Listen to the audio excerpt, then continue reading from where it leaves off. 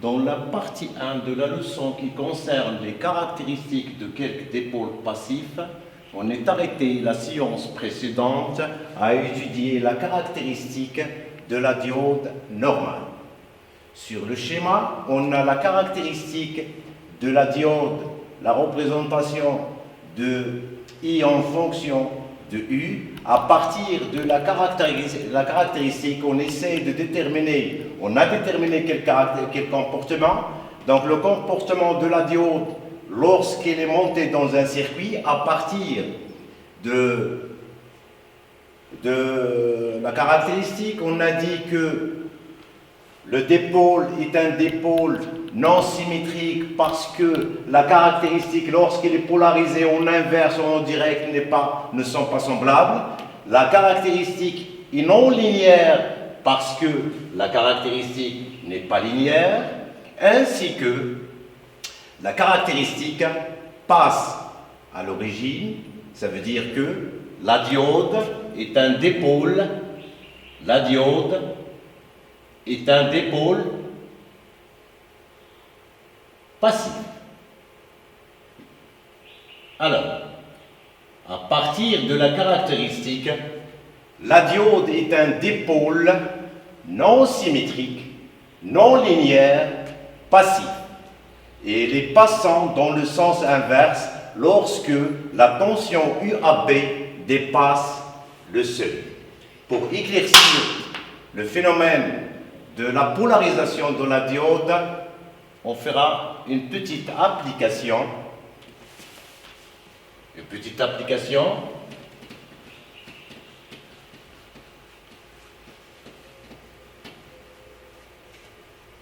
Le schéma devant vous est la caractéristique d'une diode. On vous demande de déterminer la tension seuil, c'est-à-dire la tension minimale qu'il faut appliquer aux bornes de la diode pour qu'elle soit passante, et il faut qualifier la diode dans le cas où on applique une tension de 0,3. Quelle est l'intensité du courant qui traverse la diode lorsque la tension entre ces bornes est égale à 1 volt? Donc ici, cette application, l'objectif de cette application, c'est de déterminer à partir de la caractéristique le comportement d'une diode. Vous voyez, à partir du graphe, alors pour une tension inférieure à 0,7, vous voyez que la diode se comporte comme un interrupteur ouvert. On peut dire, à partir du graphe, que la diode se comporte comme un conducteur ohmique, puisque la caractéristique est linéaire là. Alors je commence à répondre aux questions. Donc la diode, petit 1, la diode normale et passante pour une tension seuil, à partir du schéma, c'est la tension minimale qu'il faut appliquer pour que la diode soit passante dans le sens direct. Alors, comment peut-on qualifier la diode? Alors, à partir de la caractéristique, vous voyez, on a seulement tracé ici, voilà la caractéristique dans le sens inverse, la caractéristique dans le sens direct, et vous voyez que c'est un dipôle non symétrique, ou bien asymétrique. Donc, deuxièmement, diode est un dipôle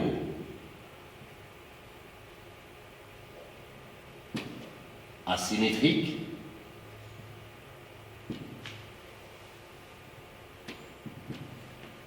non linéaire sur tout le domaine, et puis c'est un dipôle passif. Ça veut dire notre objectif, c'est d'être capable d'étudier une caractéristique, d'en tirer le comportement d'un dipôle à partir d'une caractéristique. Donc la dernière question, on vous demande le comportement lorsque la tension appliquée entre les bornes de la diode est de l'ordre de 1 volt. Alors à partir de la caractéristique, en utilisant une petite projection, vous voyez l'axe des tensions. Lorsque la valeur est 1 volt, vous faites la projection, le courant qui traverse la diode est de l'ordre de 4 10 puissance moins 2 ampères. Donc, je répète, la diode est un dipôle asymétrique, non linéaire, passif. Alors là, je peux parler maintenant à partir de là, si la tension, je reviens là, si la tension UAB est supérieure à 0,7 volts, le comportement de la diode, bien sûr, la diode est passante et permet le passage du courant. Je vais mettre la troisième. Alors, si la tension UAB est inférieure à 0,7 volts, la diode est bloquée.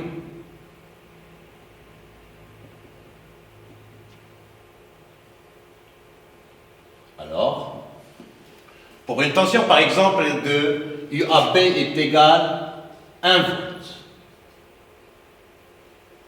on en déduit que le courant qui traverse la diode est de l'ordre de 1 correspond à une intensité du courant 4 10 puissance moins 2 ampères. 4 10 puissance moins 2 ampères, donc la diode est passante.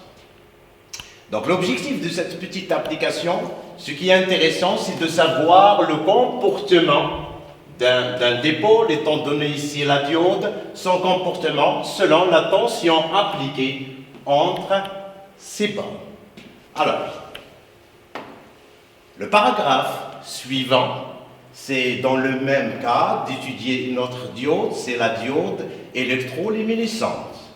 La diode électroluminescente, le schéma montre des différents types de couleurs vertes, rouges, jaunes, blanches. Je vais dire par la suite pourquoi on a des diodes de différentes couleurs. Donc, dans le quatrième an, on va étudier, on va déterminer la caractéristique d'une diode et deux.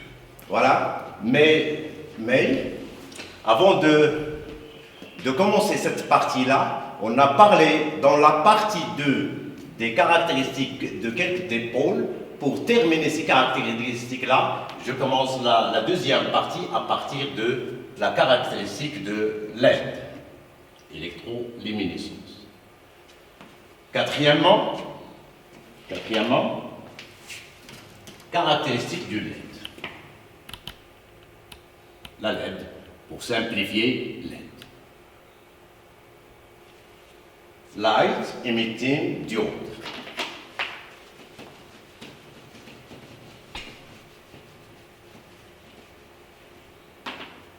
La diode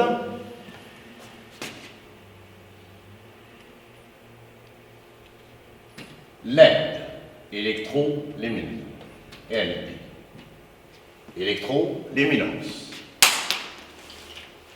Son symbole, de la même manière, il a deux pôles, A et B. Donc la différence entre une diode normale et une diode électroluminescence, c'est grâce à ce symbole-là, on va l'indiquer par la suite. Et pour déterminer sa caractéristique, on va le monter, le dipôle, dans les montages précédents, en remplaçant les deux pôles B par la diode LED. Sa caractéristique est celle-là. Et vous voyez que la diode électroluminescence se comporte comme une diode normale. Sa caractéristique ressemble à la caractéristique d'une diode normale. Alors, comme on a fait, vous voyez là que la caractéristique se comporte comme la diode, donc la diode, le comportement à partir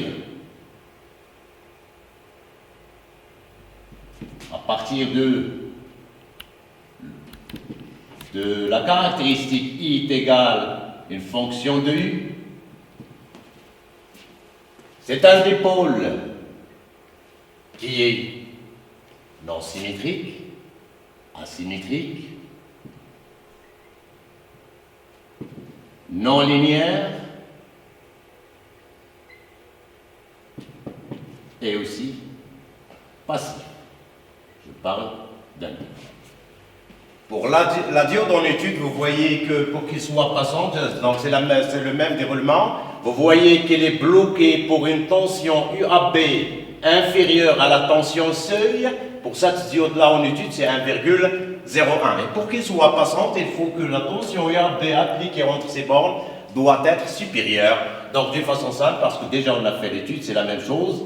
AB supérieure à la tension seuil qui est de l'ordre de 1,8 volts, donc la diode ou la LED est passante.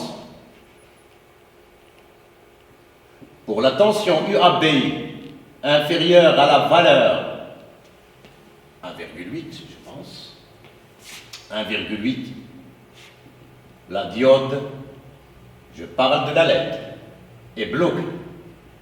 Alors, mais puisque la diode normale et la diode LED ont le même comportement, la seule différence, c'est que la LED est capable d'émettre une lumière lorsqu'elle est passante. Alors là, on a vu dans l'image précédente des différents types, les couleurs de la LED. Donc la couleur correspond à la tension seuil.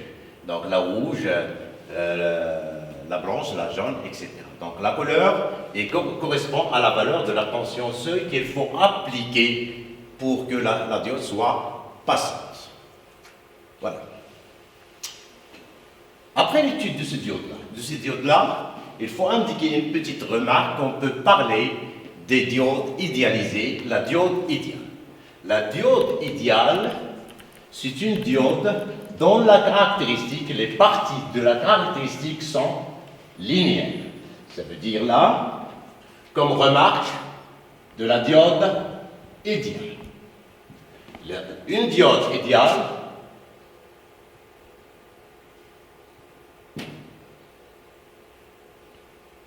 est dans les parties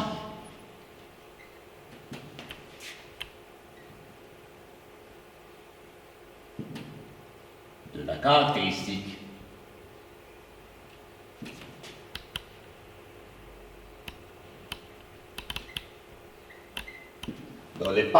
caractéristique sont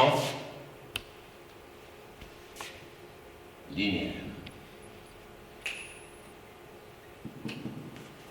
Donc les parties de la caractéristique sont linéaires. Je vais indiquer ça d'une façon générale. On a représenté ici un schéma, un cas particulier d'une diode idéale. En général, les caractéristiques, on va idéaliser les caractéristiques d'une diode, de remplacer les parties de la caractéristique par des parties linéaires. La tension U, la tension I. Donc la caractéristique dans le sens bloqué est représentée par une droite horizontale jusqu'à US.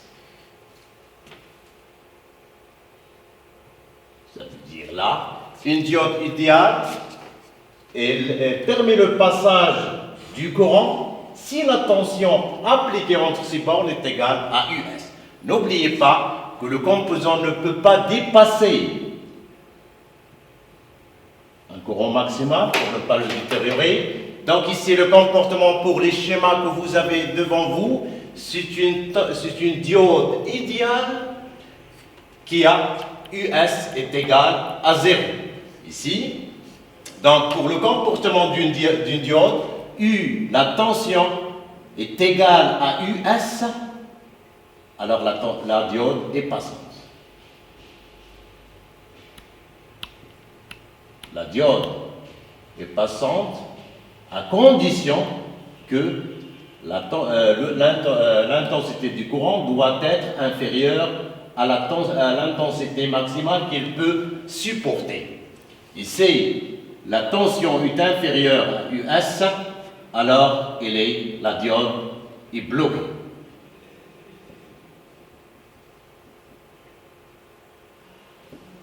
Voilà.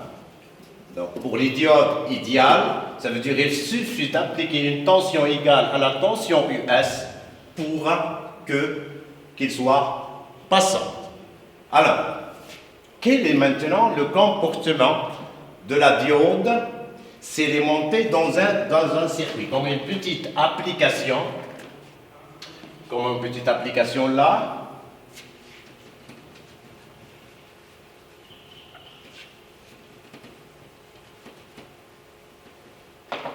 Alors, une petite indication, une petite application.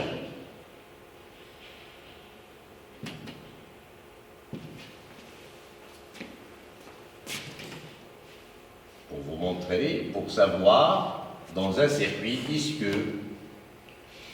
quelle est l'intensité du courant qui traverse le circuit. Ici, une résistance.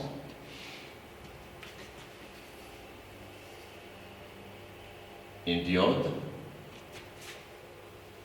une résistance de protection. Alors, vous voyez, pour les schémas indiqués là, le sens conventionnel du courant, I, et vous voyez que, à partir de ce schéma-là, la diode est polarisée en inverse. Donc, il se comporte comme un interrupteur ouvert. Mon objectif de ce schéma-là, c'est de détecter dans un circuit électrique, est-ce que la diode est polarisée?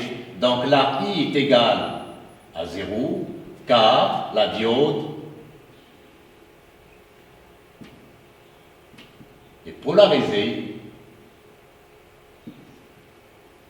dans le sens inverse. Par la suite, on va indiquer un autre dipôle, c'est la diode Zener. Quatrièmement, donc le même déroulement, donc quatrièmement, ou cinquièmement, pardon, la diode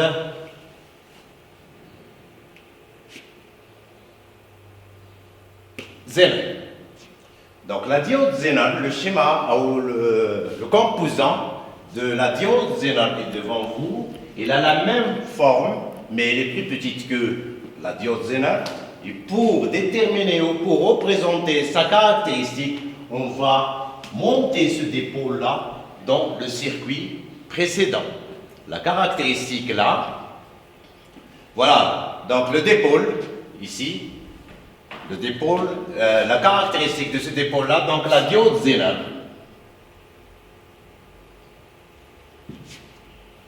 La diode Zener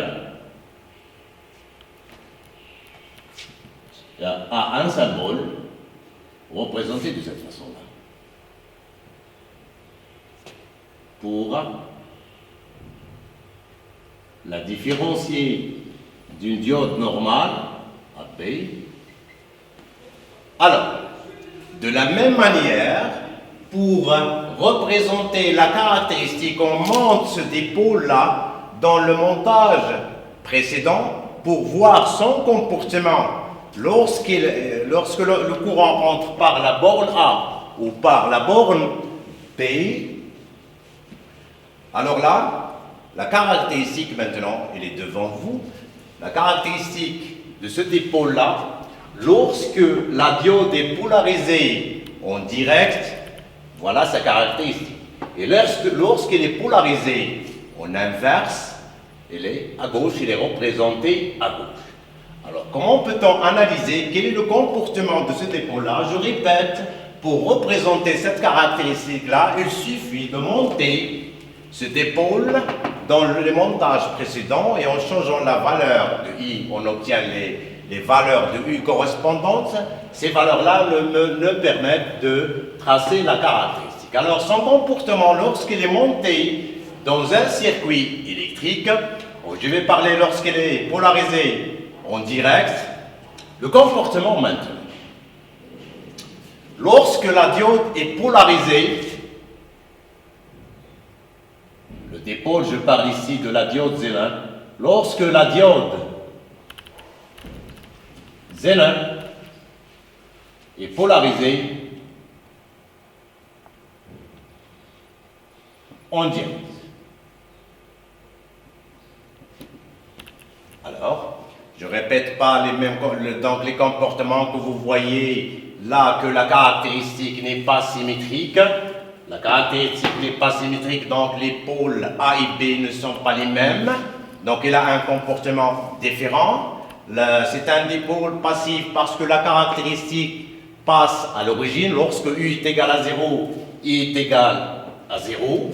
Alors là, lorsque la diode est polarisée en direct, et pour que la tension UAB supérieure ou égale à 0,6 à US à la tension seuil, alors elle est passante.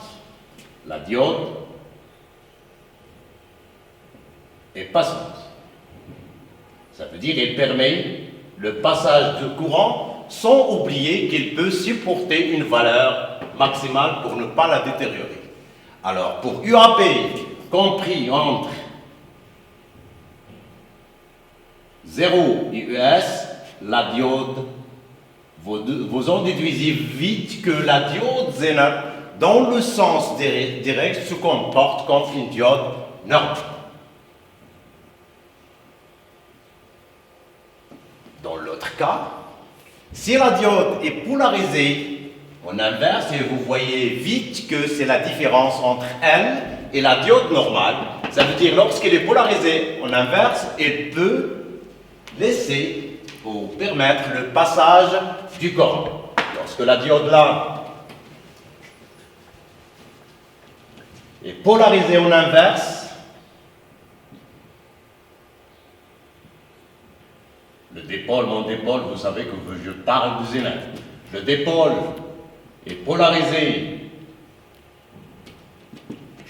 en inverse. Donc ça veut dire le courant entre par la borne B. Je parle de la tension UAB. Pour UAB,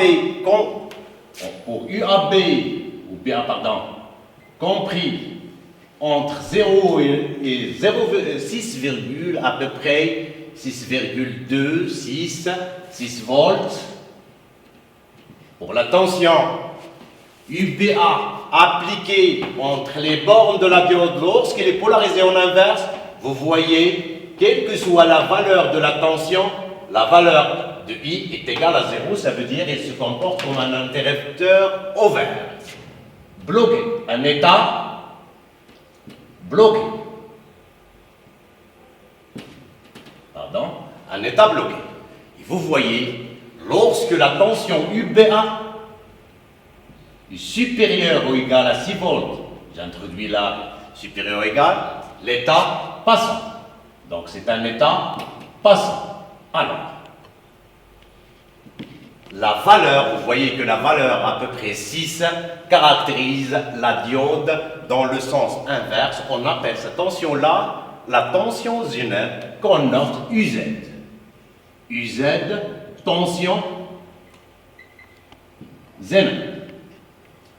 Donc vous voyez que la définition qu'on peut donner à la tension Zener, c'est la tension minimale qu'il faut appliquer entre les bornes de la diode lorsqu'il est polarisé en inverse pour permettre le passage du courant. Donc les deux grandeurs US et UZ caractérisent la diode.